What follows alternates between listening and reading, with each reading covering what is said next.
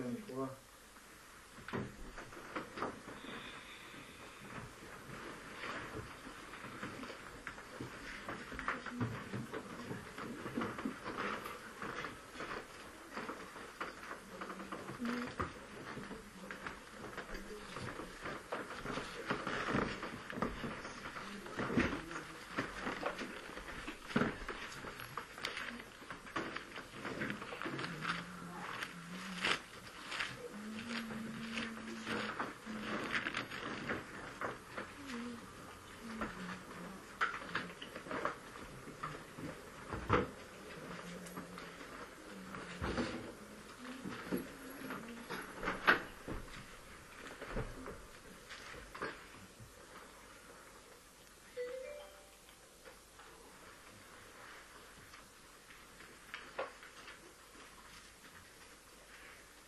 Psaume 23.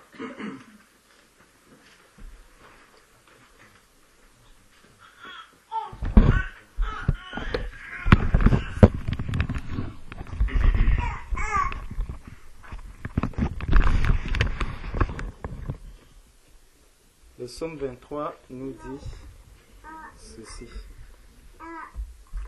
L'Éternel est mon berger. L'Éternel est mon berger. Je ne manquerai de rien. L'Éternel est mon berger. Je ne manquerai de rien. Allons dans Genèse. Genèse chapitre 2. L'Éternel est mon berger, je ne manquerai de rien. Dans Genèse chapitre 2, au verset 7. L'Éternel Dieu forma l'homme de la poussière de la terre.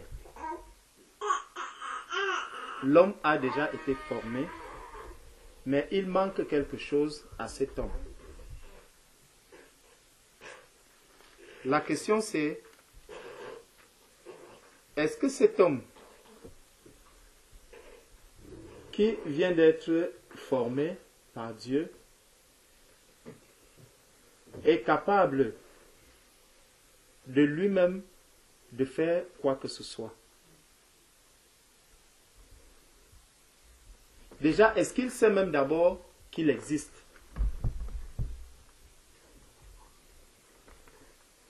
Donc, Dieu a créé tout ce qui est là devant, mais au verset 7, on nous dit que l'Éternel Dieu forma l'homme de la poussière, de la poussière de la terre. Si on s'arrêtait là, on allait dire, mais comment est-ce que le verset 8, puis l'Éternel Dieu planta un jardin du côté de l'Orient et il mit l'homme qu'il avait formé. L'Éternel Dieu fit pousser du sol et après il va commencer à lui dire au verset 18, au verset 15, l'Éternel Dieu prit l'homme et le plaça dans le jardin d'Éden pour le cultiver et pour le garder. La question c'est, cet homme, depuis qu'il a été créé, mais comment est-ce qu'il va pouvoir garder ce jardin et même pouvoir le cultiver? Donc, si le verset 7 s'arrêtait juste à l'Éternel Dieu forma l'homme de la poussière de la terre, sans la suite c'est, il souffla dans ses narines un souffle de vie et l'homme devint un être vivant. Donc, c'est lorsqu'il a soufflé dans les narines de l'homme. On ne nous dit pas que c'était un souffle quelconque. C'était un souffle de vie. Ce n'était pas le vent qui soufflait au niveau de la mer. Ce vent-là venait souffler pour perdre les disciples qui étaient dans la barque. Mais le souffle que Dieu a soufflé dans les narines de l'homme qu'il a créé, on nous dit que c'était un souffle de vie.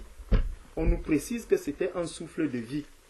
Il souffla dans ses narines un souffle de vie et l'homme devint un être vivant. Donc, celui qui a reçu le souffle de vie devient un être vivant. Et lorsqu'il a reçu le souffle, la question c'est, est-ce qu'il a dit, Créateur, donne-moi le souffle pour que je vive? Lui-même déjà ne connaissait pas qu'est-ce que le souffle. Il ne savait pas quelle devait même être la continuité de sa vie. Il était totalement dans l'inconscience, dans l'inexistence même. Il n'existait pas tant que le Seigneur ne lui avait pas donné le souffle. Donc, c'est cette vie que le Seigneur est venu donner à cet être qu'il a fabriqué. C'est cette vie-là qui permet maintenant à l'homme de pouvoir faire ce que le Seigneur attendait de lui. Au verset 15, quand il dit, l'Éternel Dieu prit l'homme et le plaça dans le jardin d'Éden pour le cultiver et pour le garder. Donc, c'est à cause, par la vie que Christ a apportée à l'être humain qui lui donne maintenant la possibilité de pouvoir faire ce que Dieu attend de lui. Ce n'est pas parce que l'homme que Dieu a créé a fait quelque chose qu'il a la capacité de faire. Donc Dieu a créé l'homme, il pouvait le laisser là. Et l'homme, même si Dieu allait dire par la suite, tu vas garder, tu vas faire ceci, cela ne devait être qu'une lettre, mais une lettre morte. Mais maintenant que Dieu est venu donner la vie à cet être qu'il a déjà créé, qu'il a mis à un endroit précis, il lui donne maintenant la vie. Et c'est la vie qu'il a donnée à cet homme qui lui permet maintenant de faire ce que Dieu attend. Donc, nous pouvons être dans l'Église, être enfants de Dieu, mais si nous oublions que c'est Dieu qui nous amène à faire tout ce que nous devons faire, tout ce que nous avons fait, tout ce que nous allons faire et tout ce que nous devons faire, c'est parce que Dieu nous a déjà donné le souffle de vie. Dieu a donné la vie en nous. Et c'est cette vie maintenant qui nous permet d'accomplir les œuvres du Seigneur. C'est pour ça que dans le psaume 23 que nous avons commencé, il est dit, « L'Éternel est mon berger, je ne manquerai de rien. Parce que j'ai reçu de mon berger tout ce qu'il faut, il y a le pâturage.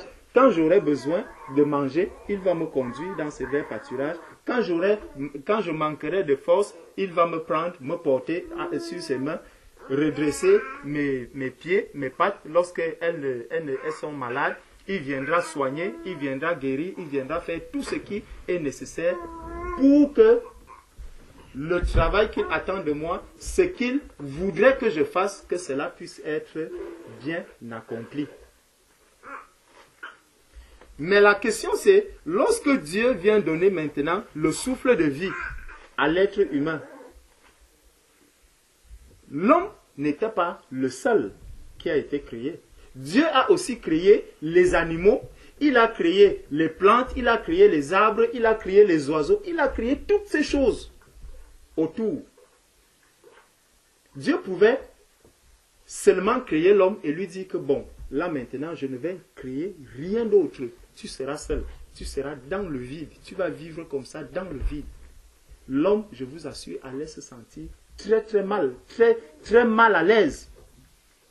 Essayez un temps, soit peu, de voir quelqu'un qui vit tout seul.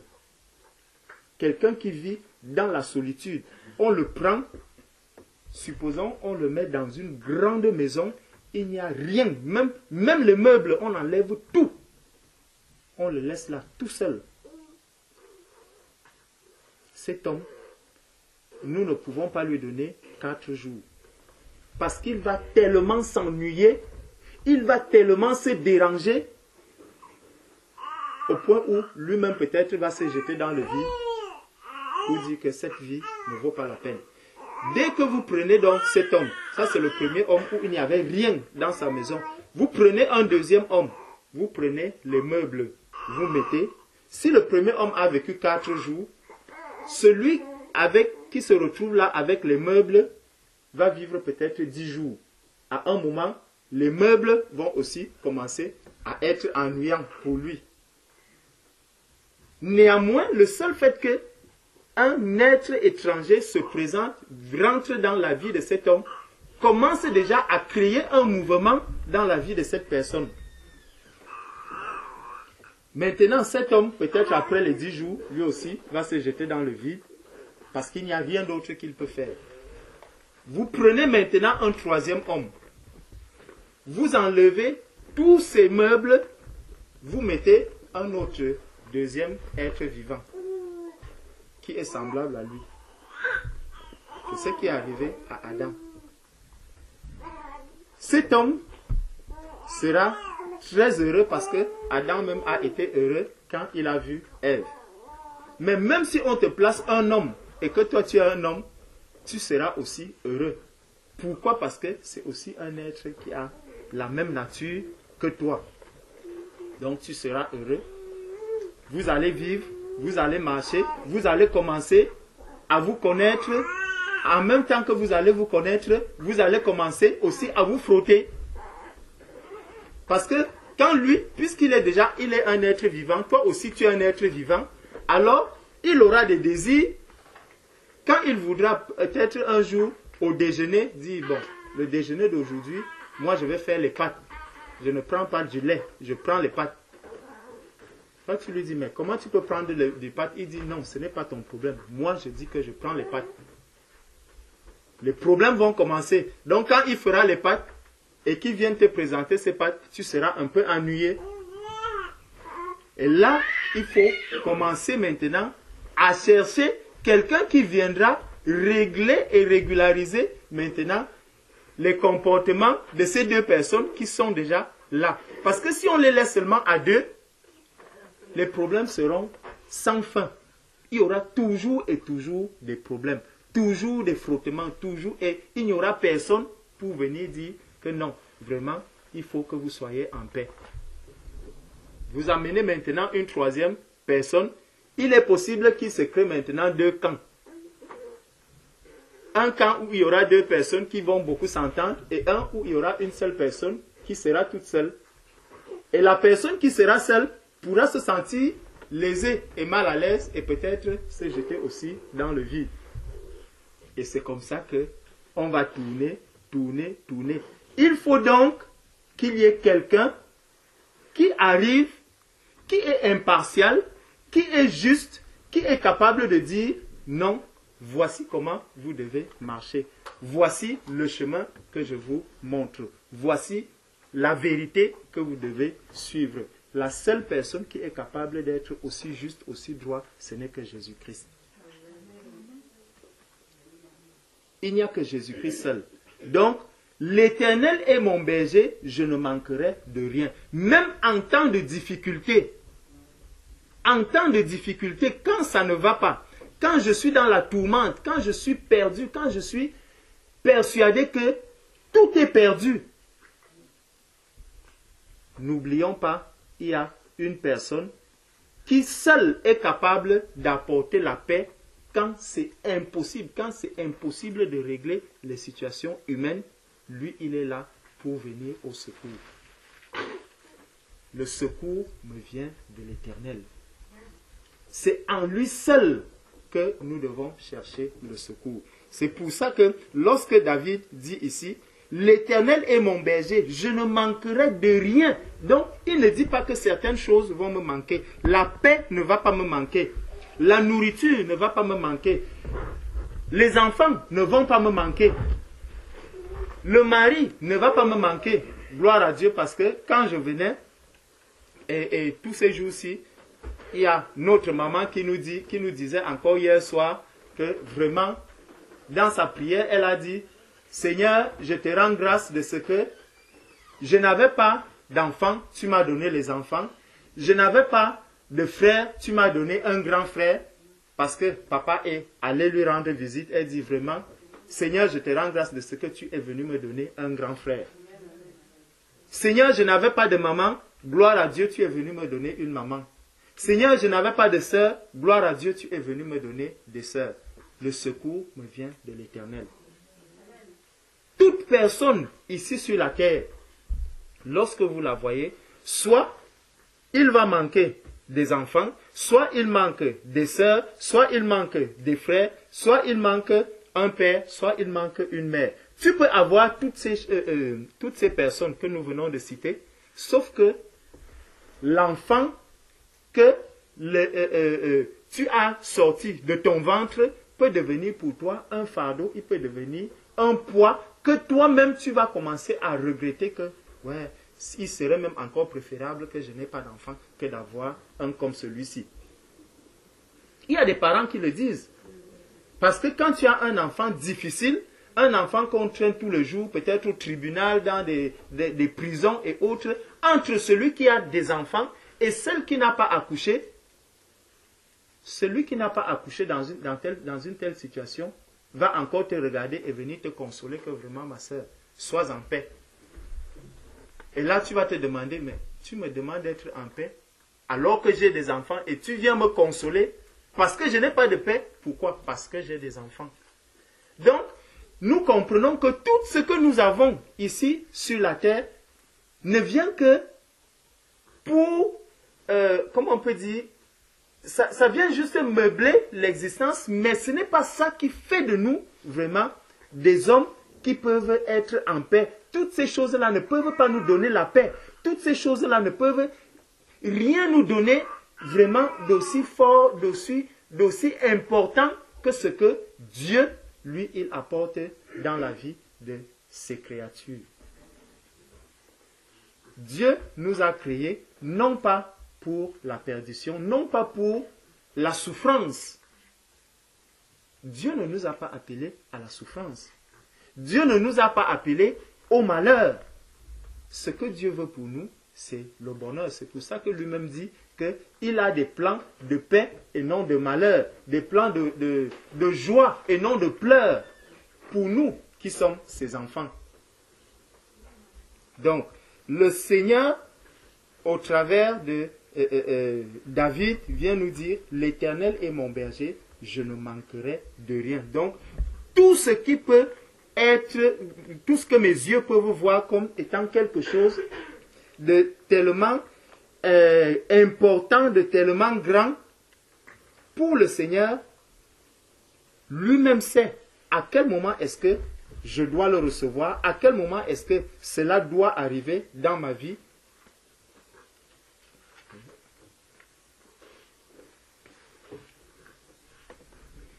Dans Jean chapitre 10, verset 11.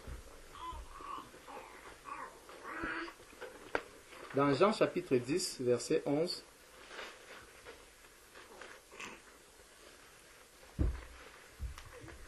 il dit, « Je suis le bon berger.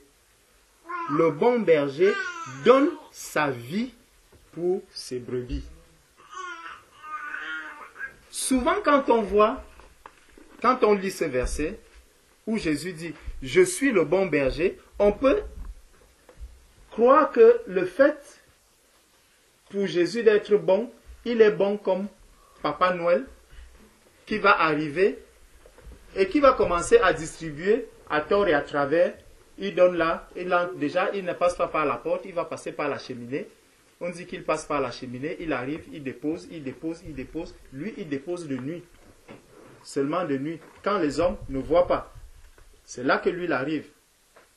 Donc, Jésus, le bon berger, on peut confondre les deux personnes en croyant que Jésus aussi, lui, il va agir en catimini, il va agir en cachette, il va faire... Non. Jésus agit quand aucun homme n'imagine même qu'il est en action. C'est en ce temps que lui, il est en train de travailler. Il est en train de travailler dans le secret. C'est pour ça que, chantais tout à l'heure, tu es en vie. Il ne dit pas qu'il est à côté, il est là au cœur de notre vie. Donc c'est lui qui diligente tout, c'est lui qui dit que telle chose va là-bas, telle chose va là-bas, ceci se passe comme ça se passe comme ça. Et il faut que nous ouvrons les yeux pour voir maintenant ce que le Seigneur fait. Il ne va pas venir te bousculer dans tes habitudes, mais lorsqu'il vient, il dépose, c'est à toi-même de prendre maintenant la décision en te disant, bon,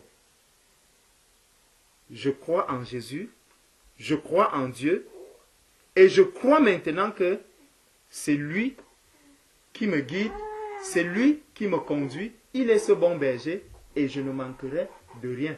Quand je suis dans le besoin de quelque chose, vers qui est-ce que je dois crier? C'est à Jésus. Il faudrait que j'attende le secours qui vient de l'Éternel.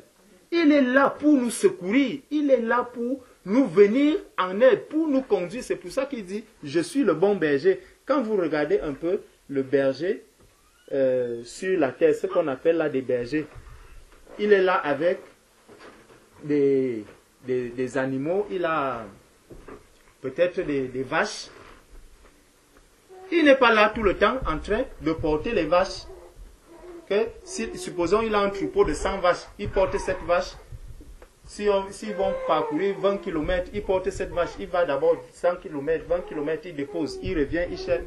Non. La vache, elle marche avec ses pieds, mais il est là pour encadrer. Il dit non.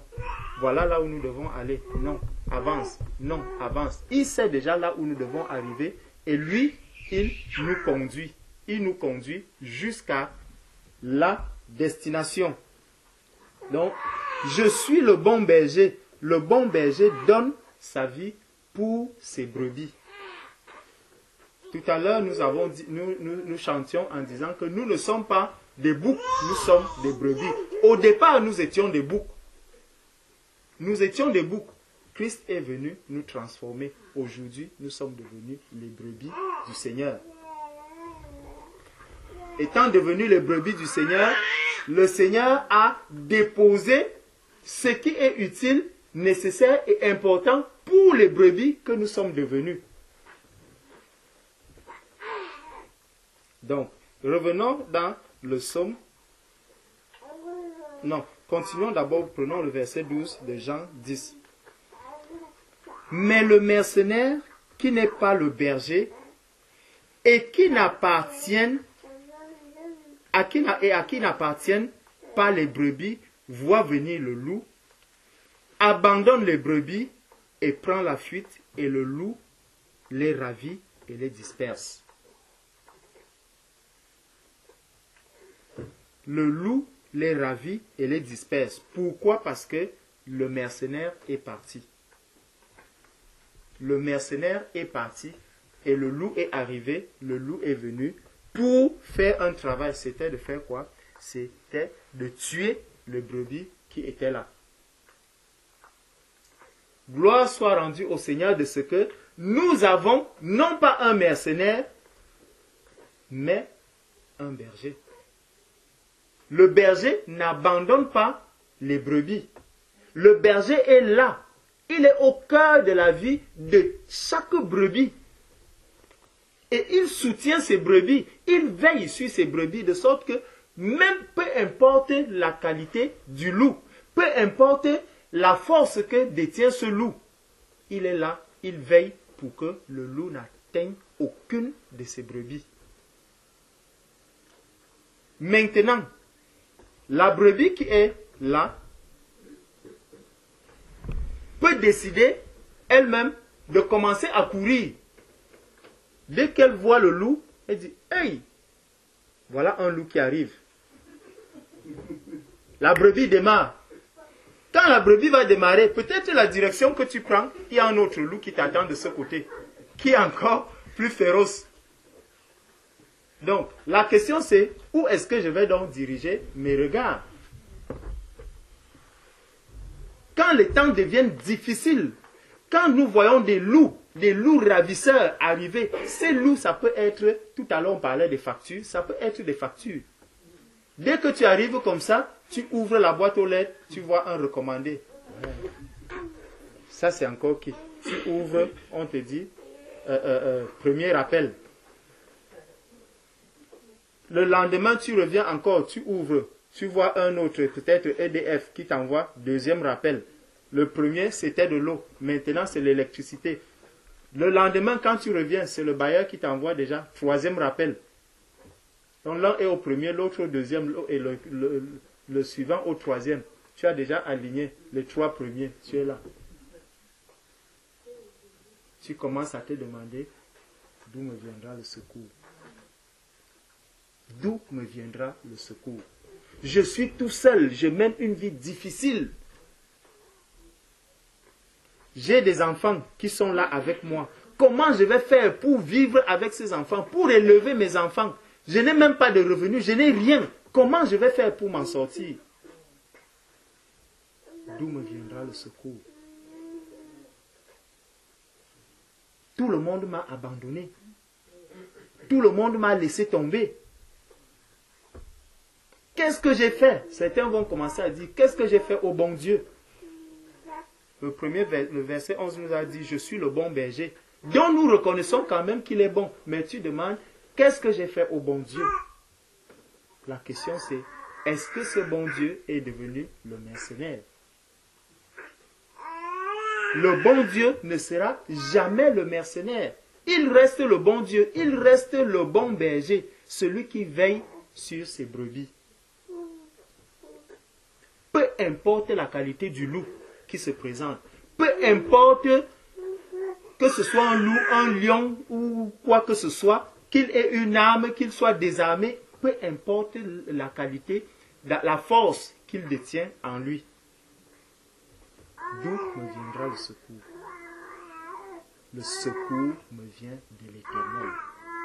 Le secours ne me vient ni de mon mari, ni de mon épouse, ni de mes enfants, ni de mon père, ni de ma mère.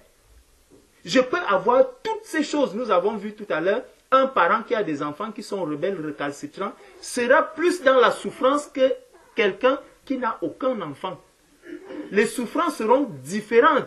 Celui qui a des enfants va plus souffrir parce que non seulement lui, il sera régulièrement en train de prier pour ses enfants, mais en plus de cette prière, il devra peut-être aller au commissariat, aller au tribunal, aller à gauche, aller à droite, pendant que celui qui n'a pas d'enfant, lui, il sera simplement en train de prier à la maison. Seigneur, aie pitié de moi. Seigneur, donne-moi des enfants. Seigneur, donne-moi ceci. Seigneur, regarde ma misère. Seigneur, regarde ma misère. Je peux être en train de convoiter ce que je vois, ce que mes yeux me montrent. Je peux me mettre à le convoiter alors que dans la vie de cette personne, il y a une souffrance qui émane même de ce que moi je convoite là dans la vie de cette personne.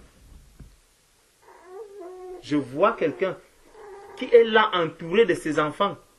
Tous les jours, il me montre un beau visage. Mais entre le soir, tu vas voir les querelles qu'il y a entre ses enfants. Tu vas voir les disputes qu'il y a entre ses enfants. Je vois 2 personnes qui sont mariées. Tu les vois dehors, hein, bras dessus, bras dessous. Dès qu'ils traversent la porte, tu ne me touches pas. Hein. Toi, fais attention. J'ai dit aujourd'hui, tu ne me parles pas.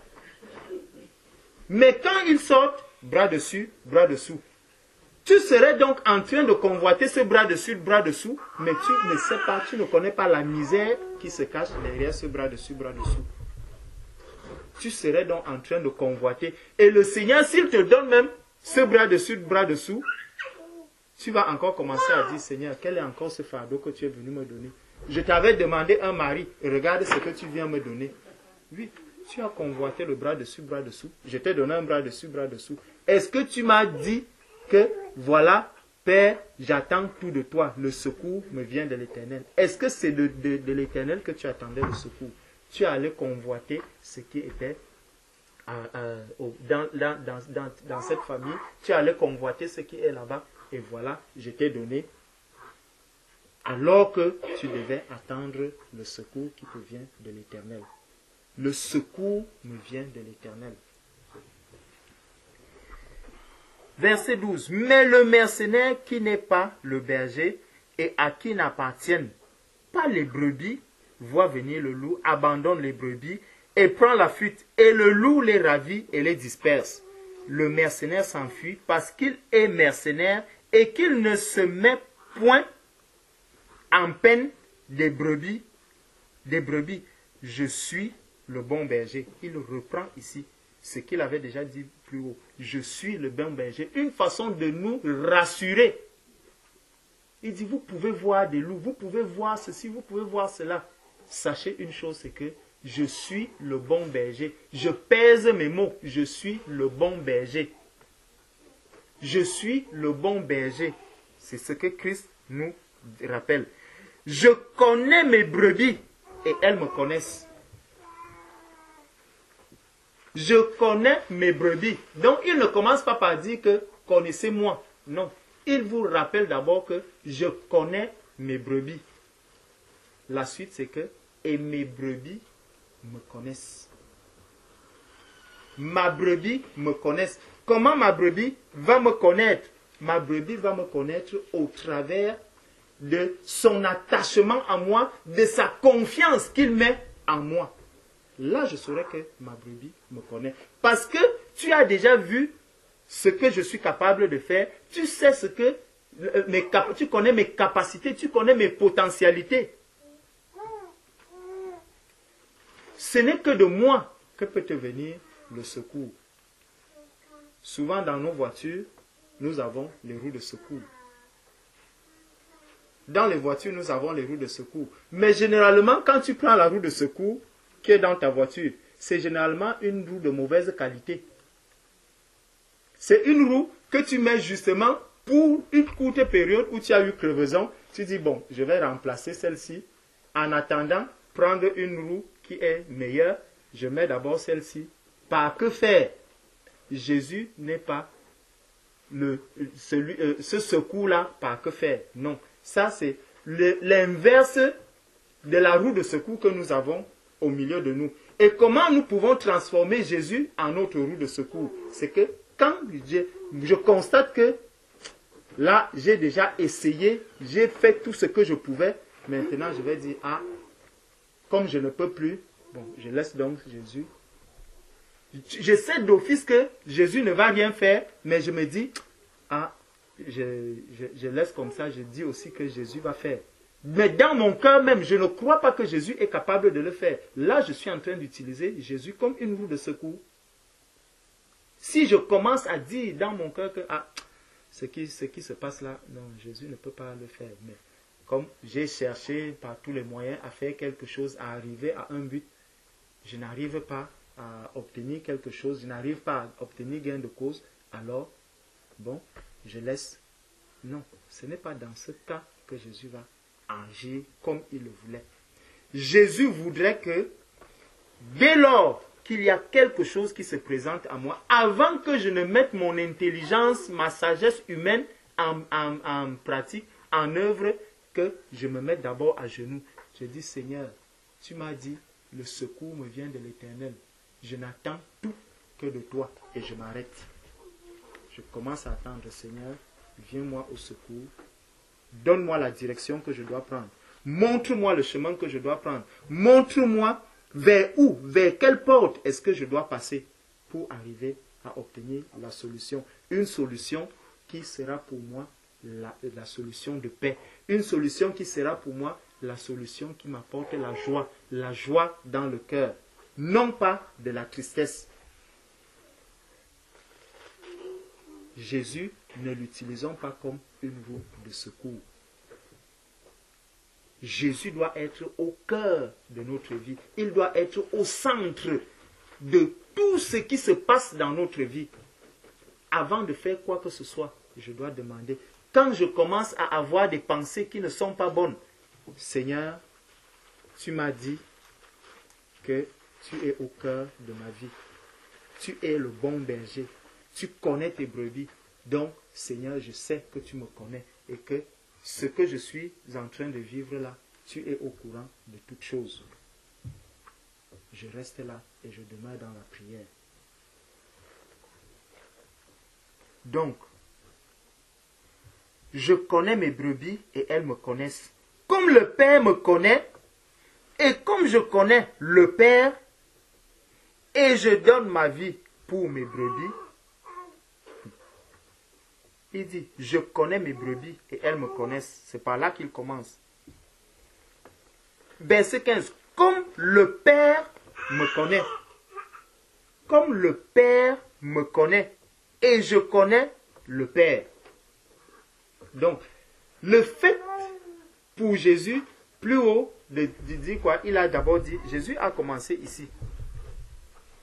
Au verset 14, il dit, je connais mes brebis et elles me connaissent. Donc, la brebis vient après Jésus. Il a dit, je connais mes brebis. Je connais mes brebis et elles me connaissent. Jésus connaît ses brebis. Au verset 15, il dit, comme le Père me connaît,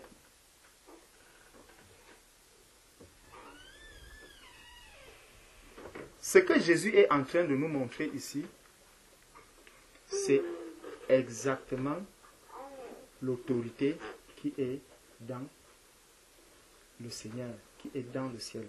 Le Père est le chef de Christ. Christ est le chef de l'homme. Le Père, le Fils, l'homme. Donc, cette autorité, le Seigneur va l'appliquer ici dans la manière de gérer les problèmes de ses brebis. Puisque Jésus dit ici, le Père me connaît, et comme je connais le Père, et je donne ma vie pour mes brebis, donc le Père ne peut pas faire, ne peut pas voir ma brebis en train de périr et laisser cette brebis aller se faire dévorer par un loup. Christ veille sur la vie de ses enfants. Nous pouvons être perturbés par ce qui arrive dans nos vies. Nous pouvons être perturbés par les choses qui se passent au milieu de nous. Mais n'oublions pas que nous avons un berger. Nous avons quelqu'un qui est là. Qui nous connaît. Qui nous connaît.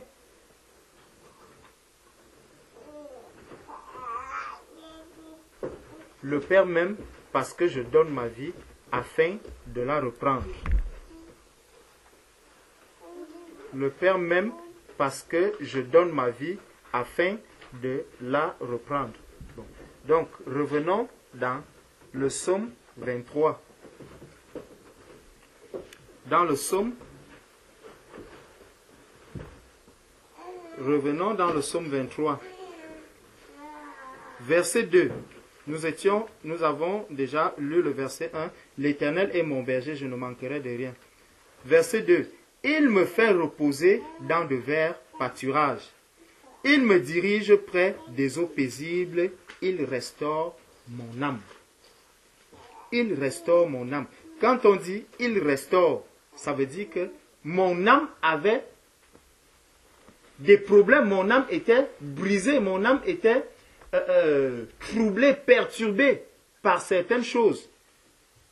C'est lui seul qui vient maintenant et qui est capable de restaurer mon âme. Il me conduit dans les sentiers de la justice à cause de son nom. À cause de son nom. Donc quand on va dire « Ah, tu es une chrétienne », derrière le mot chrétienne, il y a disciple de Christ.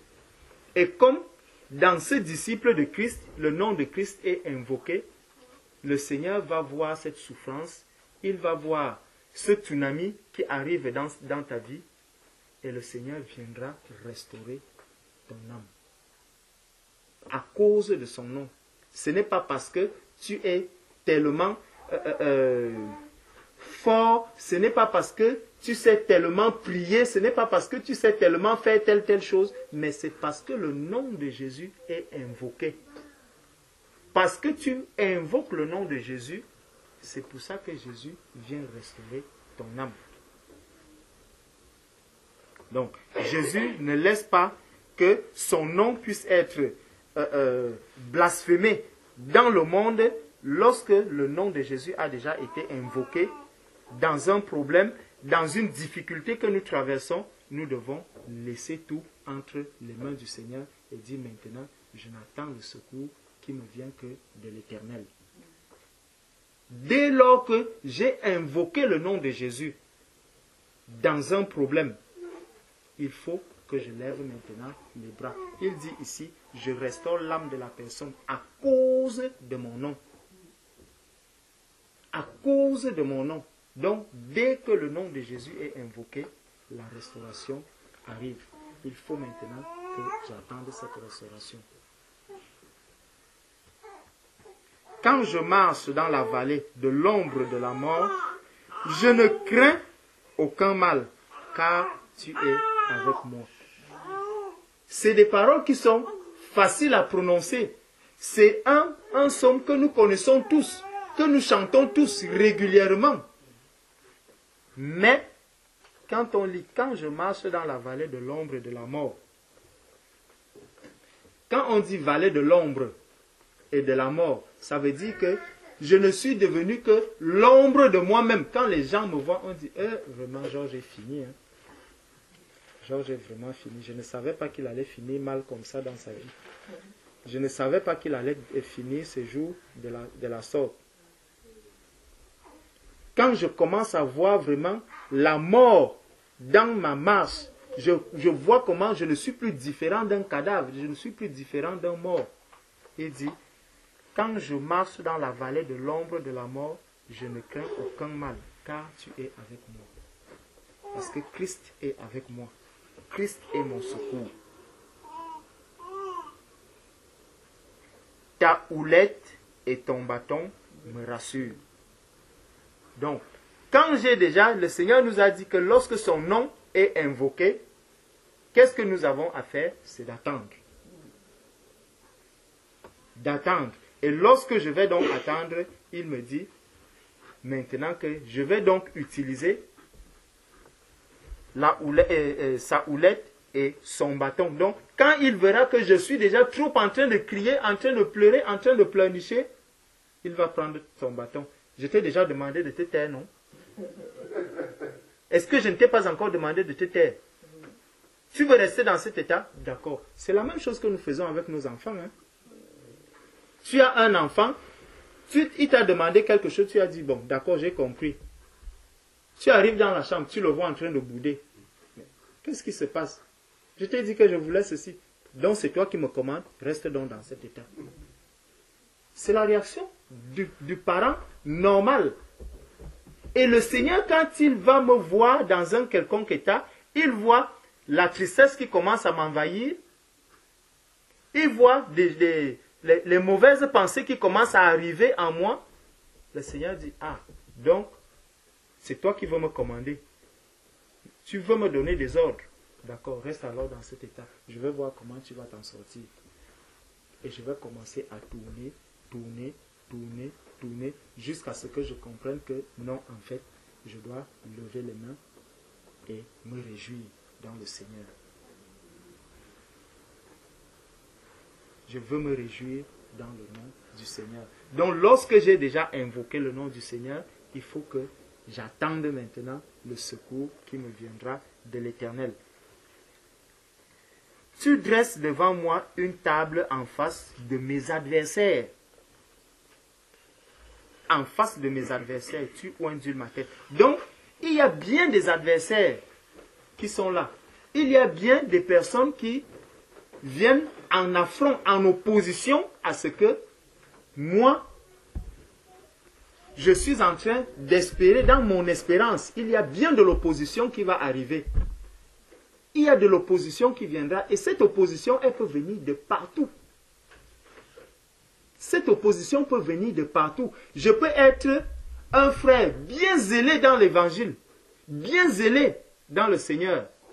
Je commence à avoir maintenant des flèches qui arrivent de l'intérieur. C'est mon frère qui commence aussi à me persécuter. C'est mon frère qui commence à venir aussi à me dire, non mais frère, ce que tu fais là, fais attention, ce n'est pas bon. Je fais quelque chose. Quand moi-même j'ai la conviction que non, ce que j'ai fait là, le Seigneur se réjouit quand même de m'avoir vu faire telle chose. Le frère, frère, fais attention, ce que tu as fait là, je ne crois pas que Dieu valide ce que... Mais Seigneur, quand j'ai apporté quand même, ce que j'ai dit là, où est-ce que vraiment je suis allé en dehors de ta volonté, Seigneur? Éclaire-moi. Non seulement, le frère t'a déjà dit que non, ce que tu as fait là n'est pas bon. Quand tu rentres, frère, je t'assure, je suis mal parce que je n'arrive pas à dormir. Ce que tu as fait là, ne fais plus ça. Ça me dérange tellement.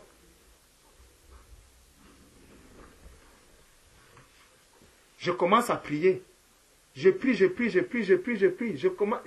Parfois, nous sommes là, on prie, quelqu'un va prier. Quand on va dire, est-ce qu'il y a des sujets de prière? Non. Un sujet arrive, une personne se met à prier. Si cette personne prie 30 minutes, vous allez voir, tout le monde va ouvrir les yeux. Mais ça, c'est encore quel genre de prière? Pourtant, les gens ne voulaient pas prier. Mais quand tu vas sortir, frère, la qualité de prière qui dure 30 minutes là, ce n'est pas bon devant le Seigneur. Mais qu'est-ce que le Seigneur attend de moi? Le Seigneur attend qu'on prie. On est allé prier. Donc, si je commence à prier, alors que tous les autres, quand on a demandé, est-ce qu'il y a quelqu'un qui veut prier? Il n'y avait personne. Mais quand j'ai prié 30 minutes, c'est devenu un problème. Les coups de fil vont commencer à arriver à gauche, à droite. Frère, ta qualité de prière là, tu sais qu'on a les enfants. Les enfants doivent aller à l'école demain.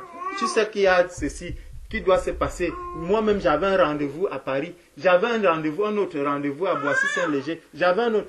Tout, tu vois, à cause de ta prière, les frères ont encore mis la prédication très longue. Donc, finalement, tout ce que j'avais à faire est tombé dans l'eau. Faisons attention. Les adversaires sont en face de la table. Le Seigneur est là. Pendant que j'attends le secours, les adversaires voient le secours que j'attends. Et quand on regarde, on va dire, hey, tu crois que tu vas obtenir ce secours-là, les bras ballants? Tu vas d'abord voir bien. Quand tu pries, j'ai dit, on est encore là, à l'intérieur. Donc c'est un frère, c'est une sœur qui viennent. Mais maintenant, quand on sort même du cadre de l'église, maintenant tu regardes alors la famille qui est dans le monde. Là-bas alors, tu es fini seulement.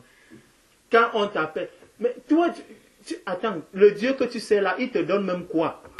Tu es chaque jour en train de prier. Donc, vous voyez que le frère est venu déjà m'avertir que la prière que j'ai faite était trop longue.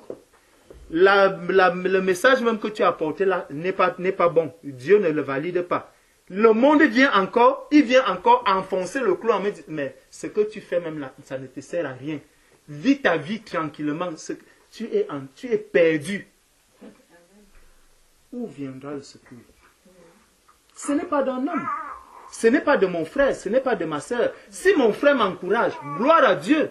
Si mon frère ne m'encourage pas, gloire à Dieu. Le secours ne me vient pas de lui. Le secours me vient de l'Éternel. Et ça peut faire que, et plus tu avances avec le Seigneur, plus tu te rapproches du Seigneur, plus tu as cette intimité avec le Seigneur, je te dis, si avec ton épouse, tout allait bien, au fur et à mesure que tu te rapproches de la lumière nette, de la lumière parfaite du Seigneur, plus tu vas t'approcher. Nous sommes ici peut-être 20 dans l'église. On avance. Non, la qualité que vous faites déjà là, vos cultes ne mettent même plus 5 heures. Attends, là-bas, regardez les autres. Est-ce que vous pensez qu'eux, ils ne croient pas en Dieu? Leur culte fait 3 heures. Vous êtes là, vous allez déjà à 8 heures. On avait commencé à 4 heures. Maintenant, vous êtes même à 8 heures. Vous pensez que ça, c'est encore Dieu? Non, ça, ce n'est plus Dieu. Ce n'est plus Dieu qui est là. Les autres là, regardez-les. Et ils sont à 3 heures. Ils ont commencé là à 13 heures, à 16 heures, ils ont fini. Ils sont déjà en train de partir. Vous êtes encore là. Ce n'est que la louange qui va durer 2 heures. Non, frère, vous aussi arrêtez. Tout ça, n'oublions pas, l'adversaire est ainsi en face de la table. Nous sommes là, nous avançons. Si tu es faible, à un moment donné, tu vas dire, bon, ok, je baisse les bras, je vais t'écouter. On va maintenant faire 3 heures. Et là, tu vas chercher maintenant une formule pour pouvoir faire tout durant les 3 heures. Tu vas tout comprimer, tu vas comprimer. À un moment donné, même pendant le Seigneur te donne encore des choses à dire. Tu dis non, comme il faut aussi que j'écoute les autres. Il ne faudrait pas que je devienne une pierre d'achoppement, parce que là, je vais encore commencer à chercher les versets bibliques pour justifier l'erreur dans laquelle je suis en train de m'enfoncer. N'oublions pas, le diable aussi a utilisé la parole. Le diable aussi a utilisé la parole. Donc, pour justifier une erreur, je peux aussi prendre la parole de Dieu et commencer à tordre cette parole pour trouver que telle ou telle chose est vraie. Et que je peux adapter telle ou telle chose à ce que les autres disent. Non. Dieu n'est pas le Dieu de la démocratie. Dieu n'est pas le Dieu de la démocratie. Nous avons décidé de prier. Si nous sommes deux, prions. Faisons le culte convenablement, tel qu'il plaît au Seigneur. 1 Corinthiens 14, verset 26. Appliquons-le même si nous ne sommes que deux. Frère, tu as quelque chose à dire? Oui, dis ce que tu as dit, mon frère. Même si on fait jusqu'à demain matin, on va rester là, on prie, on loue, on prie, on loue, on prie, on loue, on partage. Le secours ne me viendra pas de mon frère. Le secours ne me viendra pas de ma soeur. Le secours me vient de l'Éternel. Cherchons à réjouir le cœur du Seigneur. Cherchons à toucher le cœur du Seigneur. Rapprochons-nous davantage du Seigneur et non pas des hommes. Ce n'est pas dans ma famille, lorsque ma famille, qui est même païenne, quand ma famille va commencer à valider ce que je fais dans le Seigneur, il faut que je commence à m'inquiéter. Mon mari est païen. C'est lui qui doit maintenant me dire que, ah, vraiment, vous faites des bons cultes. Hey. Un païen qui apprécie, les ténèbres apprécient la lumière, je vais me dire, hey, attention. Ta louange là, elle est bonne, hein? Quand je suis, comment tu loues, j'ai vraiment envie de danser. Hey! La louange des saints qui fait danser les païens. Attention. Quand je vois comment vous célébrez vos cultes vraiment, j'ai seulement envie de... Je suis dans la joie, je suis dans la joie. Un païen qui n'est pas converti, quand il le dit, attention, il faut que je commence à prier, Seigneur. Ouvre-moi les yeux, qu'est-ce qui ne va pas? Qu'est-ce qui ne va pas, Seigneur? Je commence à crier au secours. Donc, quand un païen va me dire, à votre histoire que vous êtes en train de faire là, ça ne vaut rien. Là, je rentre, je dis, oh Seigneur, gloire à toi. Je comprends que je suis dans la vérité. Quand quelqu'un me voit, il prend mon téléphone, il compose un numéro 666. Il prend. Frère Georges, regarde un peu le numéro qui est là. Quand je regarde, je vois 666. Je dis, j'arrête, je dis, merci Seigneur. J'ai compris que ce qu'il est en train de me faire là, en fait, c'est de la tentation. L'adversaire est assis en face de la table. Je dois me réjouir de ce que je suis en train de subir, ce que Christ a subi. Christ est venu chez les siens l'ont rejeté. Ce n'est pas dans ma famille païenne qu'on devrait encourager l'œuvre que je suis en train d'accomplir. Au contraire, personne ne va te dire, ah, tu passes le temps à marcher, monter, descendre, mais l'argent que tu dépenses, envoie-nous ça ici, on va t'acheter les meubles dans ta maison qui est vide. On va faire ceci pour toi, on va faire ceci. On va me préparer la vie dans le monde. Parce que quand je vais lui dire, ah, je dois faire 500 km pour aller rendre visite aux bien-aimés qui sont à Angers. Je dois aller les voir. C'est combien? C'est environ 500 km. Donc tu vas remplir le carburant. Tu vas prendre tous ces risques-là.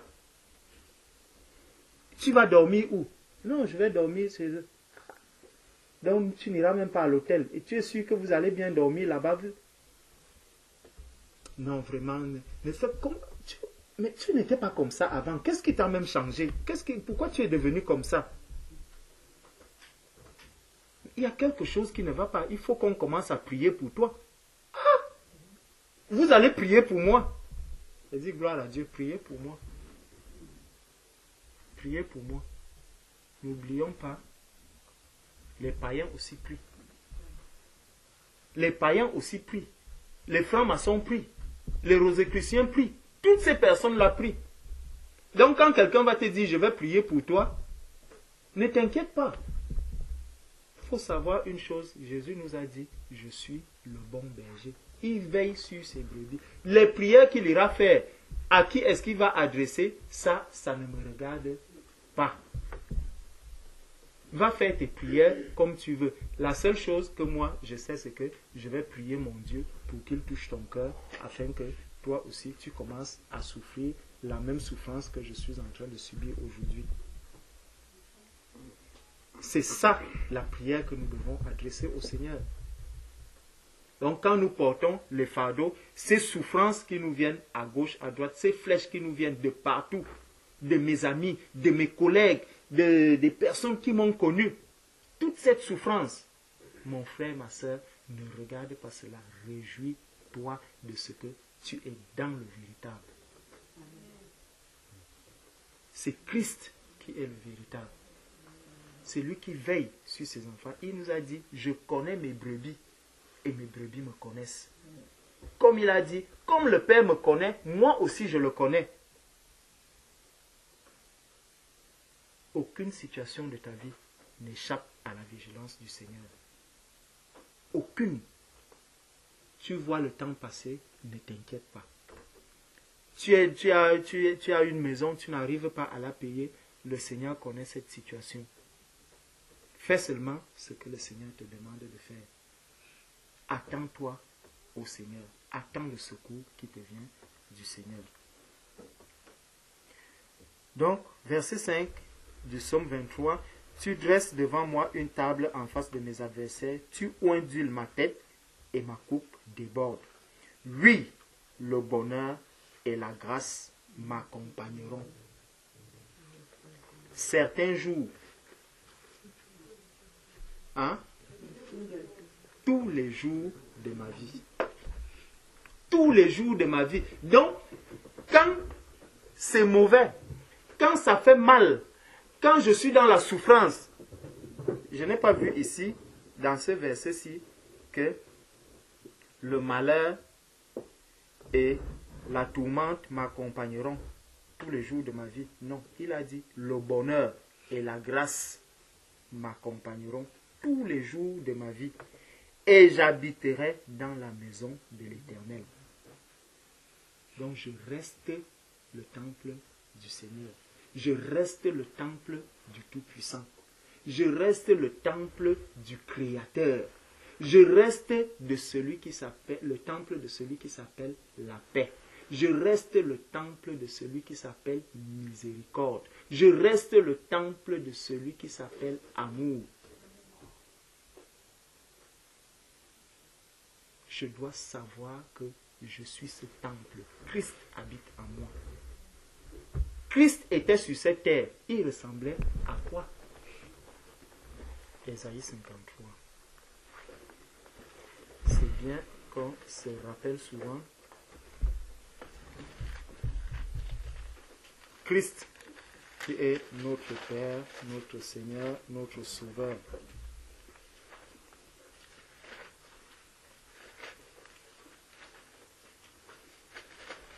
Qui a cru à ce qui nous était annoncé? Quand je regarde comment on est dans la salle, je regarde la façon que les uns et les autres sont habillés. Je ne vois personne pieds nus. Tout le monde a les chaussettes. Hein? Sauf toi. Hein? Tu es pieds nus. Tu as les chaussures dehors, non? Voilà. Donc, tes pieds sont protégés quand même. Voilà. Je vois tout le monde ici tellement beau, tellement propre. Tu sens que celui-là est sorti d'une maison où il a pris une douche, une bonne douche. Pas une douche froide, une douche chaude.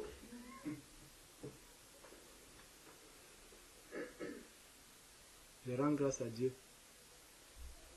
Est-ce qu'on a donné le café à maman? Maman, c'est bon? Donc, verset 53, Ésaïe 53. Qui a cru à ce qui nous était annoncé? Qui a reconnu le bras de l'Éternel? Vous voyez, c'est des questions. Qui va te reconnaître? Est-ce que c'est dans ce monde que tu vas attendre une reconnaissance? Il s'est élevé devant lui comme une faible plante, comme un rejeton qui sort d'une terre desséchée. Imaginez la qualité. Il n'avait ni beauté, ni éclat pour attirer nos regards. Ni éclat, ni beauté pour attirer nos regards. On est là, bien coiffé, beau, on veut se rendre beau, une belle créature, comme mon frère me disait dans l'avion, regarde la gloire de Dieu. Il dit, regarde la gloire de Dieu. Donc, ici, c'est, il n'avait ni beauté ni éclat pour attirer nos regards, et son aspect n'avait rien pour plaire. Méprisé et abandonné des hommes. Comment toi tu ne veux pas qu'on te méprise? Quand on a lu dans Jean ici, il a dit que je suis le bon berger, vous n'êtes que des brebis. Vous n'êtes que des brebis. Regardons ce que l'on fait au berger. Il dit mépriser et abandonner des hommes. Donc lorsqu'on commence à te mépriser véritablement, commence à te réjouir. Ça veut dire que ce verset-ci, tu es déjà en train de le vivre. Mépriser et abandonner des hommes. Quand on dit des hommes, ça peut être ton mari qui commence à te mépriser. Tu n'as plus l'air d'une femme que j'avais épousée. Tu ne ressembles même plus à celle que j'ai connue avant. Tu regardes le genre de robe que tu mets déjà. Quand je sors, je ne vois pas les autres femmes qui sont aussi chrétiennes s'habiller même comme toi. Il y a chrétiens et chrétiens.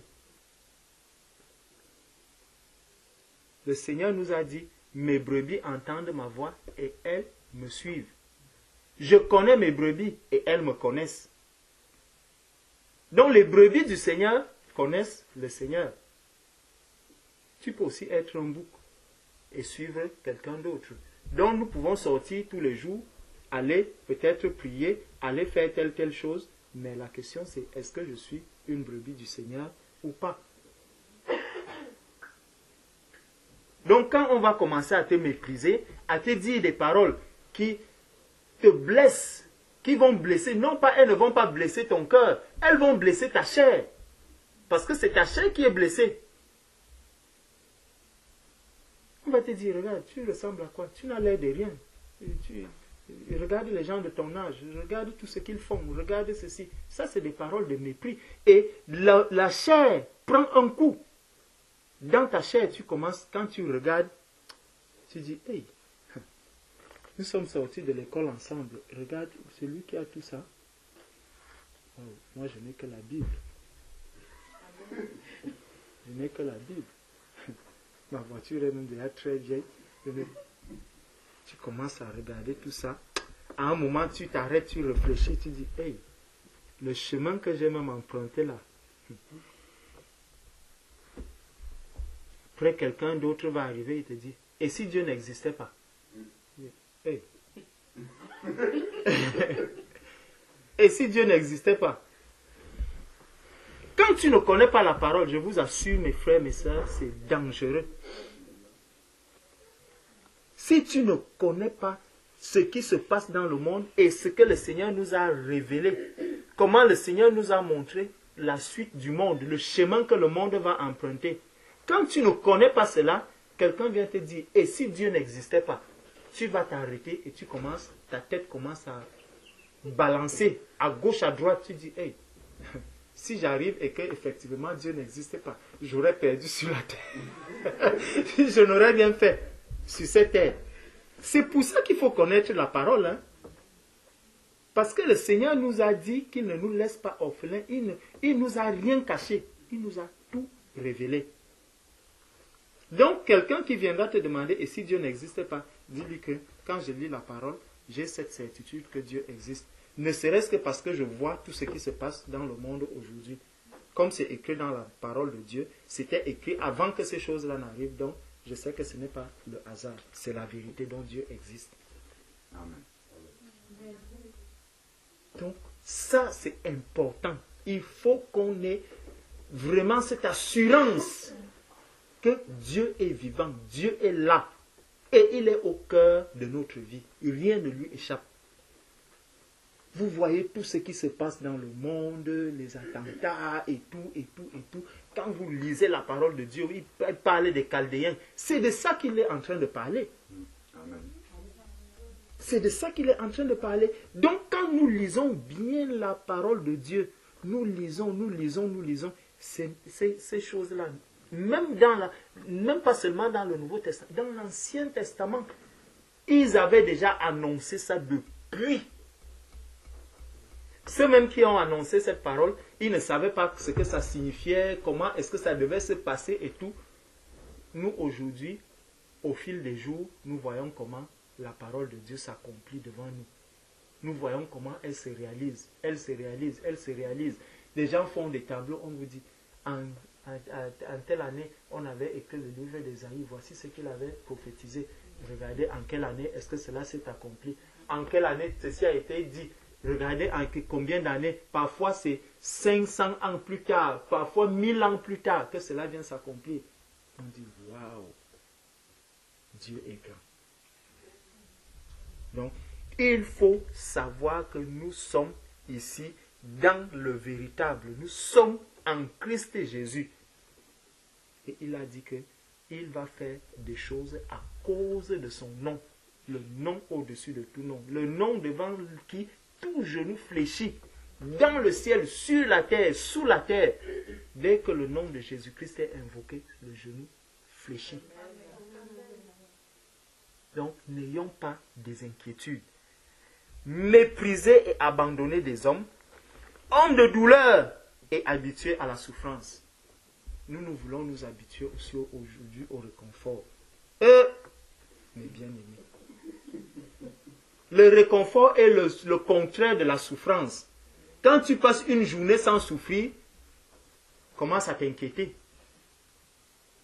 Commence à te dire, hey Seigneur, je n'ai pas encore reçu mon lot d'aujourd'hui. Il faut que je prie pour recevoir quelque chose. Je dois prier pour recevoir cette chose-là, la souffrance. Ma soeur demandait l'autre jour le baptême de feu. Seigneur, aujourd'hui, le feu, je n'ai pas encore reçu. Je n'ai pas encore reçu quelque chose qui vient toucher ma chair, qui vient encore tuer cette chair. Là, 23 heures, tu entends un coup de fil. Attends, c'est toi qui m'as envoyé un message comme celui-là. De quel message tu parles? Non, c'est la dernière fois. Hein. Je ne veux plus que tu m'envoies ce genre de message. Tu parles même de quoi? Je t'ai déjà dit, je ne te demande rien. Je dis, ne m'envoie plus ce genre de message. Et mais je me suis séparé de mon frère Alain. Il n'y avait pas de problème entre nous. tu oublies déjà que tu viens de lire habitué à la souffrance. Dès que tu finis de lire habitué à la souffrance, tac, le Seigneur te dit, est-ce que tu as compris cette parole? Le coup de fil arrive et automatiquement, c'est Irène, je te dis, hein, moi, ça commence à bien faire. Je suis déjà fatigué. Est-ce que quand tu as vu aujourd'hui, quand on est sorti, est-ce que j'avais un problème avec elle? Non, il n'y avait pas de problème. Mais pourquoi alors, à cette heure-ci, il m'appelle, je suis déjà couché avec mon mari, et c'est à cette heure-là que mon téléphone sonne pour commencer à me parler fort. Attends, tu crois que c'est normal? Ça, ce n'est pas des sœurs avec qui il faut marcher. Hein. Il faut faire attention, ma sœur. Moi, je ne vais pas supporter ça longtemps. Je vais appeler d'abord les frères pour leur dire. Ça commence à aller dans tous les sens. J'ai appelé Grigny, j'appelle Champigny, j'appelle... Tu vois que toi, tu as été réveillé et ça te dérange que tu es réveillé à 23h. Tu appelles maintenant la sœur Irène à 23h05. Donc c'est plus tard. Tu appelles Champigny à 23h40. Tu vas appeler le boucher à 23h60. Vous voyez. Donc, le malin est assis en face de la table. Et il voit ce que nous sommes en train de dire. demain, quand ça va arriver, là, on est en train de rire. Mais quand ça va arriver demain, souvenons-nous de ce que nous sommes en train de dire. Nous devons donc nous habituer à la souffrance, semblable à celui dont on détourne le visage. Et quand on me regarde, moi je n'aime même pas le voir. Lui, il m'a déçu. Je croyais qu'il allait être un homme. Mais là, ses parents, tout ce qu'ils ont dépensé dans ses études, on l'a envoyé même aller fréquenter en Europe. On croyait que c'est des grosses voitures, des conteneurs qui allaient arriver. Maintenant, quand il revient, c'est avec la Bible en main. Détourne le regard. Quand tu descends de l'aéroport, il n'y a personne pour venir toucher. Je vous assure. C'est triste, hein? C'est triste. Tu viens avec un païen qui a volé ici, qui a fait tout ce qui est mauvais, qui a envoyé les conteneurs au pays. Toi, tu étais là avec ta Bible, descendais de l'aéroport. Tu vas commencer à te cacher. Si tu vas voir l'escorte qui sera avec lui, quand tu regardes dans ton sac, de Genèse à Apocalypse. Oh Seigneur. Vraiment. On dit semblable à celui dont on détourne le visage. Nous l'avons dédaigné, nous n'avons fait de lui aucun cas. Il faut qu'on s'habitue à ces paroles, qu'on les intègre vraiment dans notre tête, dans notre cœur. Que toutes ces paroles qui sont là, elles ne sont pas là par hasard. On doit accepter ces paroles-là quand nous les vivons chaque jour. Quand nous vivrons cela, nous devons être dans la joie. Revenons dans le psaume 23. On va le finir.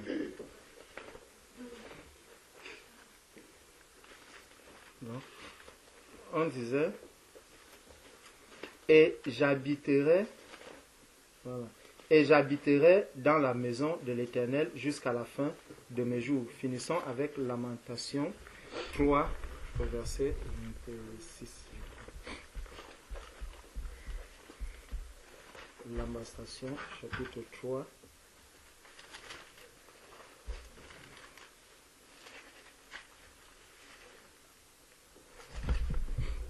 L'Éternel a de la bonté, verset 25.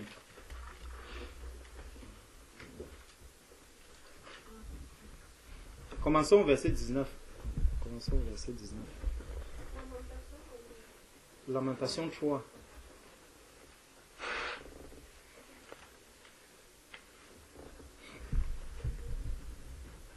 Lamentation chapitre 3 à partir du verset 19. Lamentation chapitre 3 verset 19. Quand je pense à ma détresse et à ma misère, à l'absinthe et au poison, quand mon âme s'en souvient, elle est abattue au-dedans de moi.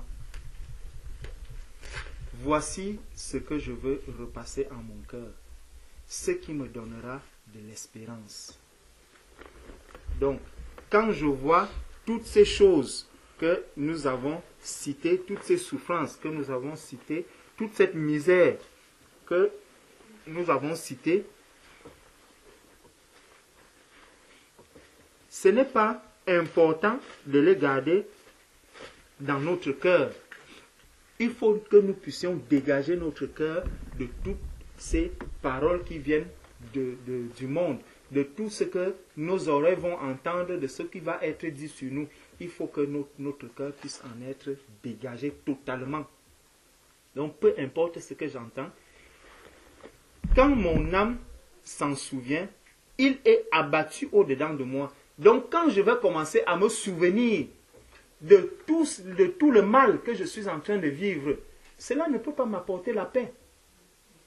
Le souvenir de toutes ces insultes, de tous ces mépris, de toutes ces choses, lorsqu'il reste dans mon cœur, la paix disparaît. Ça laisse la place au tourment. Ça laisse la place au murmure. Ça laisse la place aux mauvaises pensées. Là, au lieu de continuer à demeurer dans la paix, dans la joie du Seigneur, c'est plutôt les tourments, c'est plutôt la tristesse qui m'envahit. On va voir comment est-ce que je suis en baisse de régime, je n'arrive plus à prier, je n'arrive plus à méditer, je n'arrive plus à louer le Seigneur. Quand je le fais, je commence à le faire avec beaucoup de lourdeur. En fait, c'est parce que j'ai laissé ces choses-ci dans mon cœur et je commence maintenant à les repasser dans mon cœur alors qu'elles devaient être effacées. Donc, quand mon âme s'en souvient, elle est abattue au-dedans de moi.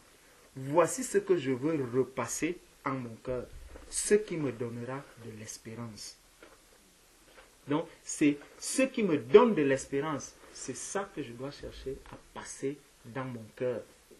Vider mon cœur de toutes les mauvaises pensées, de toutes les insultes, de tout ce qu'on a pu dire de moi à l'extérieur et laisser uniquement ce qui me donne de l'espérance, ce qui va nourrir mon cœur, mon âme. Les bontés de l'Éternel ne sont pas épuisées. Ses compassions ne sont pas à leur terme. Elles se renouvellent chaque matin. Donc chaque matin, il y a un lot que le Seigneur vient déposer devant ma porte. Il y a un lot qu'il dépose à Grigny, devant la porte. Il y a un lot qu'il dépose au Blanc-Ménil, devant la porte. Ne fais pas que le lot qu'il a venu déposer, je commence maintenant à regarder le lot qui est à Grigny. Mon lot s'y est trop petit. Si je fais 2 paquets, je prends un paquet, je prends un beau téléphone qui a coûté par exemple 3000 €. Je le mets dans un tout petit paquet. Il peut entrer dans ce paquet-ci. Je le pose devant la porte. Je prends maintenant le mouchoir jetable. Je fais 2 ballots. Je pose à Grigny, devant la porte. Quand j'arrive devant ma porte, je vois un tout petit paquet comme ça, posé. Sœur Irène, tu as déjà reçu quelque chose? Oh ma sœur, je suis dans la joie. Le Seigneur m'a béni ce matin. Je vois 2 cartons qui sont là. Wow. Et toi, tu as reçu quelque chose? Eh, ma sœur, laisse. Le Seigneur m'a oublié depuis longtemps. Le Seigneur m'a oublié depuis très longtemps. Je vois un petit truc qui est posé là. Eh, ma sœur du Blanc-Ménil, vraiment, que le Seigneur te fortifie. Garde espoir. Vraiment, Dieu est grand, Dieu est merveilleux. Laisse. Elle appelle. Evana, viens m'aider, on va porter les cartons si on va les entrer. On porte les cartons, on entre. Ma soeur du Blanc-Ménil, elle veut même d'abord laisser, elle dit, je vais mettre ça à la poubelle. Autant mieux rester comme ça, sans avoir quelque chose, que de ramasser un truc comme ça. Après Camille vient. Maman, donne-moi, moi je vais jouer avec. Viens prendre. Camille prend, elle va dans la chambre. Ma soeur de Grigny, elle fait un plat, elle prépare la nourriture, je vais déballer mon cadeau après. Mangeons d'abord et buvons bien. Elle achète un champagne, elle met sur la table. On commence à manger, on mange, on mange. Bon, je vais déballer le cadeau. Quand elle déballe, elle voit les mouchoirs jetables.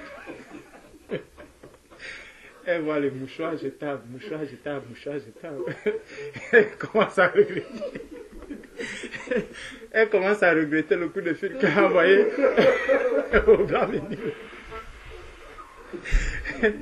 Maintenant, ma soeur du Blanc-Ménil, elle entend Camille dans la chambre là-bas qui crie « Ouais, maman!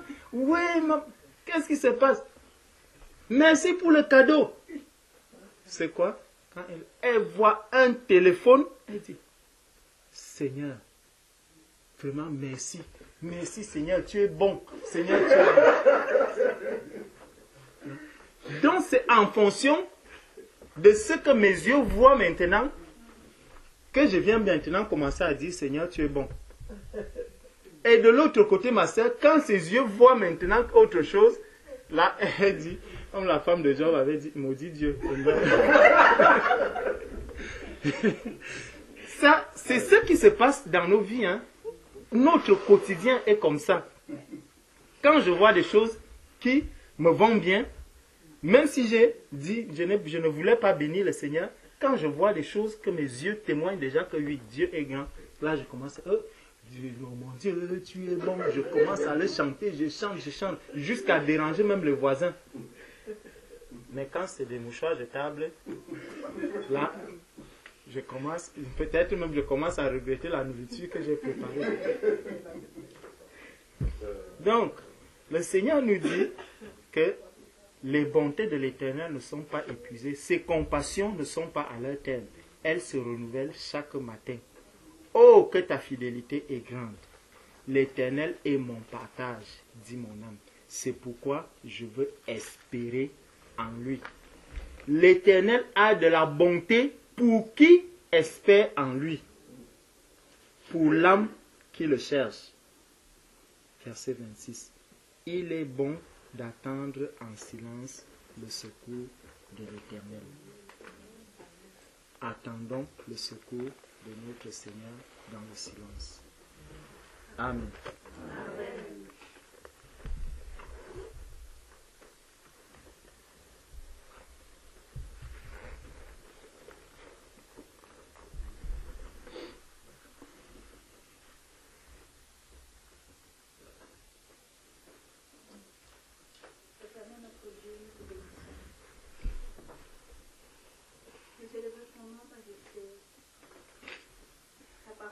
Miroir qui nous reflète notre image. Devant cette parole, Seigneur, nous avons honte. Nous avons honte parce que nous continuons toujours à marcher, Seigneur, selon la vue de nos yeux. Ce que nous voyons, Seigneur, c'est par rapport à ça que nous pouvons t'élever. Que nous pouvons t'élever. Seigneur, pardonne. Pardonne parce que moi, je me reconnais dans cette parole. À peine hier, avec mon calice, je dis, Seigneur, jusqu'à quand ça va durer? Je ne supporte plus. Pardonne-moi, Seigneur, parce que je sais te dire merci seulement lorsque je vois qu'il y a une bonne chose qui arrive dans ma vie. Mais lorsque c'est la souffrance, je ne l'accepte pas. Et pourtant, toi, tu as accepté cette souffrance. Seigneur, pardon. Pardonne-nous, Seigneur. Pardonne-moi, Seigneur. Toutes les fois où je t'ai rejeté, Seigneur, devant les situations. Lorsqu'aujourd'hui, Seigneur, on me dit que tu ne ressembles plus à rien. Tu ressembles à une vieille de 60 ans et que ma chair est touchée et que je veux me justifier. Seigneur, pardon. Au lieu de me réjouir, au lieu d'être en joie, Seigneur, tu as été méprisé, Seigneur. Tu n'avais pas la beauté qui pouvait attirer les regards. Mais pourtant, aujourd'hui, nous voulons briller comme ce monde. Nous voulons attirer les regards. Nous voulons qu'on nous apprécie. Nous voulons qu'on nous complimente chaque jour. Oh Seigneur, il n'y a que toi qui es capable de briser la chair qui résiste encore. Il n'y a que toi qui es capable, Seigneur, de briser tout ce qui est en nous, qui ne veut pas se soumettre à ta volonté. Transforme-nous, Seigneur. Façonne-nous, Seigneur. Tu es capable, Seigneur. Il n'y a que toi qui es capable de renouveler notre esprit, de nous donner un nouveau cœur. Nous voulons être agréables, Seigneur. Nous ne voulons plus te faire honte devant les païens. Seigneur, nous voulons nous identifier encore à ce monde alors que tu nous dis que nous ne sommes pas de ce monde. Nous sommes juste dans ce monde, mais nous ne sommes pas de ce monde. Notre résidence est ailleurs. Nous sommes attirés, Seigneur, par les biens de ce monde. Tout ce qui brille, la voiture de mon voisin, les meubles de mon voisin, la maison de mon voisin. Nous n'arrivons pas à nous contenter de ce que toi tu nous donnes, parce que tu sais de quoi nous avons besoin chaque jour. Amen. Oh Père, pardonne. Sincèrement, pardonne-nous. Il n'y a que toi qui es capable de faire ce travail en nous. Il n'y a que toi qui es capable, Seigneur, de nous donner l'image que que tu veux voir de nous. De nous-mêmes, nous n'arriverons pas. Suscite en nous ce désir de te plaire. Chaque jour, Seigneur, chaque matin, lorsque nous nous levons, que nous ayons le désir de te plaire tout au long de la journée. Et non pas de plaire aux hommes, et non pas de plaire à nos collègues, et non pas de plaire à nos voisins, et non pas de plaire à nos familles, mais de te plaire, toi, éternel, toi qui es la source de vie, toi qui nous donnes la vie. Oh, guide nos pas, Seigneur, dirige nos pas. Aide-nous, Seigneur. Même dans nos conversations au travail, Seigneur, qu'on puisse reconnaître que nous sommes tes enfants, qu'on puisse reconnaître que tu vis en nous, Seigneur, parce que nous sommes le temple de ton Esprit Saint. Aide-nous, Seigneur, aide-nous. Oh, merci pour ta parole, Seigneur, parce que réellement ta parole est une épée qui vient transpercer nos cœurs et qui vient nous montrer ce que nous sommes. Merci, Éternel, que cette parole produise des fruits dans nos vies, Seigneur. Nous avons ri certaines parties, mais c'est des vérités, Seigneur, qui touchent nos cœurs et qui nous redonnent, Seigneur, ce que nous sommes. Et nous avons honte, Seigneur. Nous avons honte. Aie pitié de nous, Éternel, notre vie. Au nom de ton Fils, notre Seigneur et Sauveur, qui a souffert pour nous, qui a donné de sa vie pour nous. Viens nous aider, Seigneur. Viens nous aider. Nous-mêmes, nous n'arrivons pas. Aie pitié de nous, Père. Au nom du Seigneur Jésus. Amen. Amen. Béni soit le nom, béni soit le nom, béni soit le nom du Seigneur Jésus. Jésus est le même, oui, toujours le même. Béni soit le nom du Seigneur. Adorons le nom, adorons le nom de Jésus. Adorons le nom du Seigneur Jésus. Jésus est le même, oui, toujours le même. Adorons le nom du Seigneur. Père Dieu, le roi des nations, le Dieu de gloire, tout puissant est ton nom, Créateur des cieux et de la terre. Toi, l'alpha et l'oméga, le commencement et la fin. Toi, le maître des fins et des circonstances. Toi, le médecin par excellence, Seigneur. Oh oui, Seigneur, je suis tellement fier d'être parmi mes enfants, mes frères, mes sœurs. Seigneur, je suis dans la joie pour témoigner ta grandeur, ta bonté, ta miséricorde. Seigneur, tout est bien fait dans ma vie, Seigneur. Dans ta maison, il n'y a pas d'orphelin, ni orpheline, Seigneur. Dans ta maison, nous sommes les petits dieux sur cette terre. Seigneur, nous sommes là pour être très reconnaissants envers toi. Seigneur, avant toute chose, je me réponds. Je n'ai rien à dire. Tout le monde va parler. Chacun a son fardeau qui est déposé devant la croix. Mais nous voulons tout simplement que tu nous donnes la force, l'équilibre, de te louer, de t'adorer, de croire, de s'appuyer sur ta parole. Parce que tu es le commencement et la fin, la lumière du monde et le sel de la terre. Père, nous ne sommes que des problèmes et toi tu es notre solution. Père de gloire, nous te remercions. Je ne veux pas être long. Si je dis je vais être long, on va dormir ici. Papa, les bienfaits que tu as fait dans ma vie. Papa, là, je ne sais même pas où commencer ou terminer. Papa, tu as mis dans la confusion entre moi et le médecin. Papa, le médecin a dit que je suis malade. Mes sœurs ont trouvé, je suis fatiguée. J'ai dit tout va bien, je m'appelle tout va bien. Éternel, tout va bien. Et tu as montré, le médecin a pris ma tension vers eux. Ma fille a crié. J'ai dit, où est ta foi? Crois à ton Dieu. dormait pas, elle ne somnolait pas, elle était paniquée. J'ai dit tout va bien.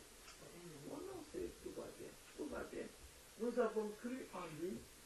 Et si nous avons abandonné le monde, suivre ce Dieu merveilleux qui a tant aimé le monde et qui a donné Jésus sur la croix, comment ne pas s'appuyer sur lui?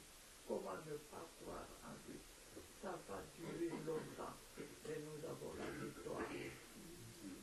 Elle s'est paniquée, tout le monde s'est paniqué, tout le monde s'est levé, tout le monde avait peur. Mais le Seigneur a dit, mon temps. Le temps de Christ et le temps de l'homme, c'est pas pareil. Oh, nous devons remercier le Seigneur. Pourquoi? Parce que nous sommes là aujourd'hui. D'autres sont dans les cimetières. D'autres sont dans le coma. D'autres, regardons, la guerre, dans le monde, les orphelins, les veuves, les abandonnés, les cœurs brisés, les sans-abri. Seigneur, nous te bénissons parce que tu es avec nous. Tu as dit du commencement jusqu'à la fin. Seigneur, nous ne sommes pas seuls. Nous croyons que nous sommes seuls, mais on n'est pas seuls. Je suis venu, papa, pour montrer que Satan n'a pas de victoire sur moi. Papa, Satan n'a pas de place dans ma vie. Papa, j'ai mis ma confiance en toi. Papa, c'est toi qui m'as pris au milieu des musulmans. Papa, c'est toi qui m'as appelé dans le contraire lointain, comme je le dis. Au milieu des musulmans. Papa, tu m'as appelé et tu m'as dit que tu vas m'utiliser. Un jour, il faut pris ça sur la croix. Diabète, tu as pris sur la croix. C'est Dieu sur la croix. Pendant que tu m'as dit, c'est tout. Mon nom s'appelle Tout va bien, je ne suis pas mort. J'ai montré à ça que je montre 4 ans. Je suis de le poignet de grandeur. Dieu, papa, je vais te dire, tu m'as tout donné. Tu m'as donné une famille. Papa, quand tu m'as appelé dans le contraint, lointain, au milieu, j'ai tourné. Parole, je suis tombé sur cette chanson. J'ai tourné, et j'ai pas trouvé, mais j'ai trouvé Jésus. Tu es digne de louange. Mes frères, mes amis, accrochons-nous à l'Éternel. Ayez une foi forte, une assurance forte. Aimons-nous les uns et les autres, à se pardonner mutuellement, à montrer au monde de la dénomination que nous suivons un Dieu qui est vivant, qui n'est pas mort, qui est assis à la droite de l'Éternel, qui intercède pour nous. Si lui il est avec nous, qui sera contre nous? Même la mort a peur de nous. Donc vraiment, je bénis le Seigneur. Je bénis les frères qui nous ont donné pour nous enseigner, parce qu'on était tous perdus. Maintenant, nous sommes dans une nouvelle école où nous apprenons le meilleur. Pas le pire, mais le meilleur. Mais nous sommes des mamans pleureuses auprès de la croix. Cherchons-nous à nous donner la main pour prier sans cesse pour ces serviteurs que Dieu nous a donnés, pour leur fortifier. Ce n'est ni par autre chose, c'est la prière est plus importante. À s'aider, à s'entraider, à prier sans cesse, à les aider. Surtout les époux, ils sont attaqués. Les enfants sont attaqués. Tous ceux qui adorent ce Seigneur en esprit et en vérité, si tu n'es pas attaqué, va te regarder au miroir, tu sauras que tu n'es pas dans le vrai chemin. Amen. Le Seigneur nous met tout le temps dans les épreuves. Prenez tout simplement exemple sur moi. Je n'ai mis personne, hein. Ma famille c'est vous. Pas de parents, c'est vous. Pas d'enfants, c'est vous. Rien du tout. Tout ça c'est des épreuves de l'Éternel qu'on doit passer. Je n'ai rien. Mais ce que Dieu est plus fort que ce qui est dans ce monde. Ayons la force. La force et l'équilibre et l'amour. L'amour est plus important, les enfants. L'amour est plus important, mes soeurs et mes frères. L'amour là, que ce soit l'amour sincère, pas de comme ça. Moi, je suis venue vous témoigner. Même ma famille pensait que j'allais mourir. Mais je dis, je m'appelle, tout va bien. Et si tout va bien est là, tout va bien chez moi. Donc, je bénis le Seigneur. Je bénis l'Éternel. Oui, j'ai dit même à mon frère, je dis, tu vois papa, Je suis tout seul. Je parle, parce que pourquoi? Quand on est seul, on s'adresse. Moi, je m'adresse au Seigneur. Je dis, papa, mets-toi là, on va parler. Parce que tout ce qui se passe dans ma vie là, tu trouves ça normal? Il faut changer.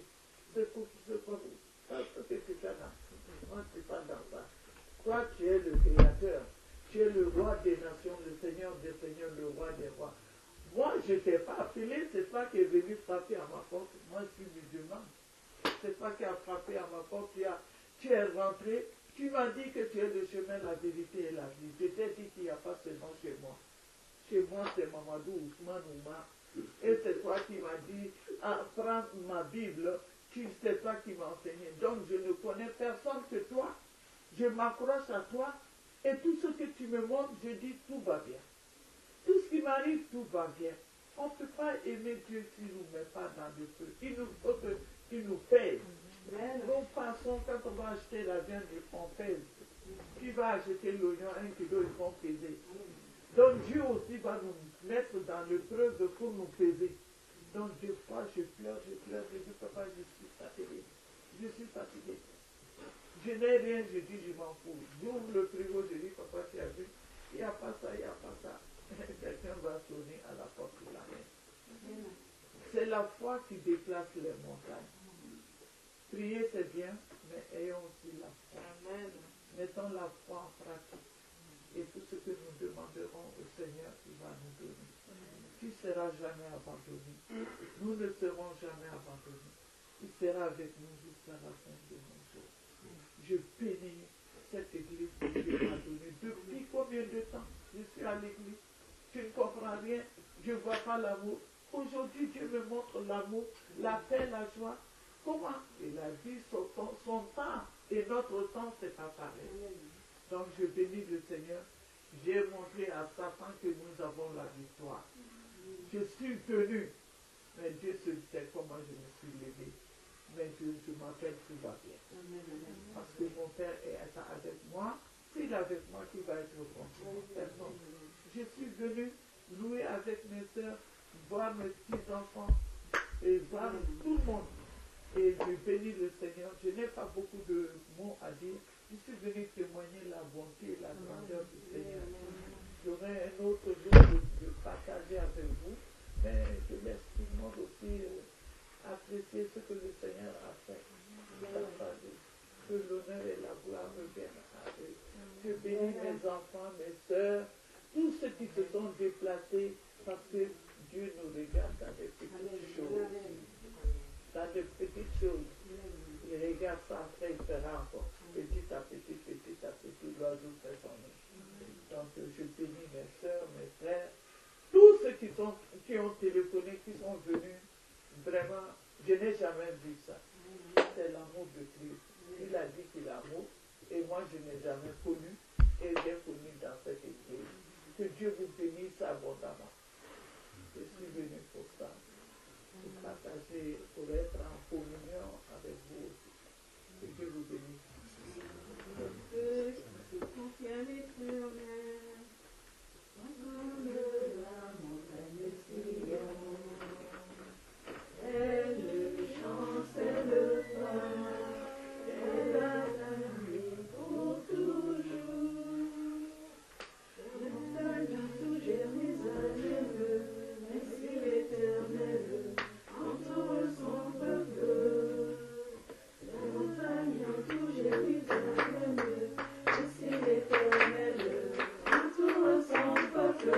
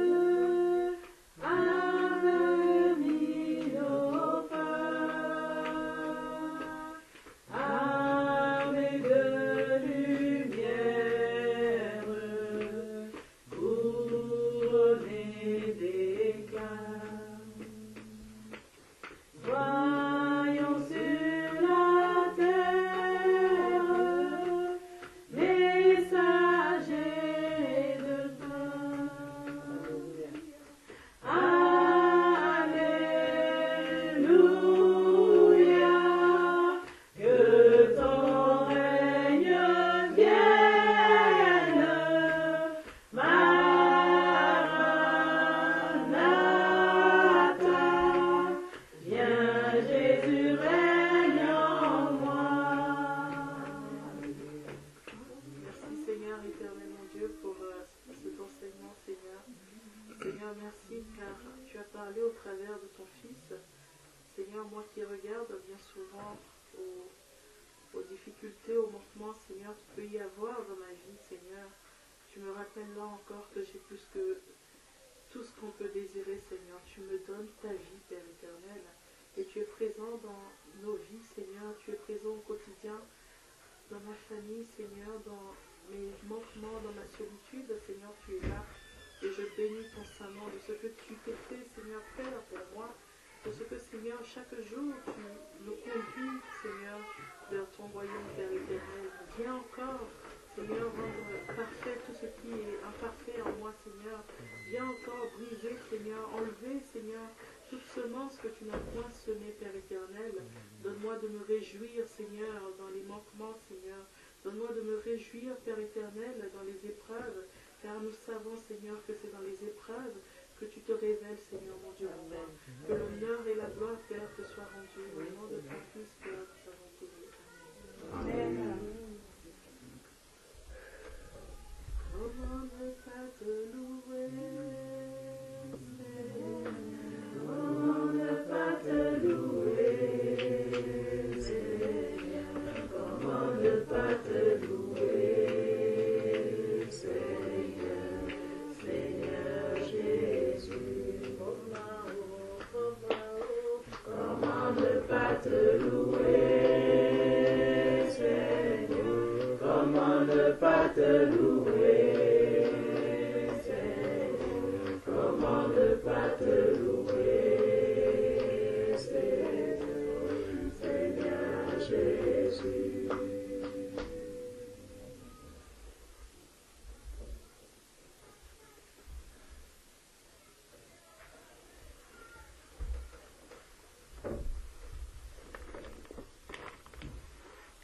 Et il y a un verset que le frère Georges a lu tout à l'heure. Enfin, il a cité le verset, mais il n'a pas lu. Je vais relire ce verset-là.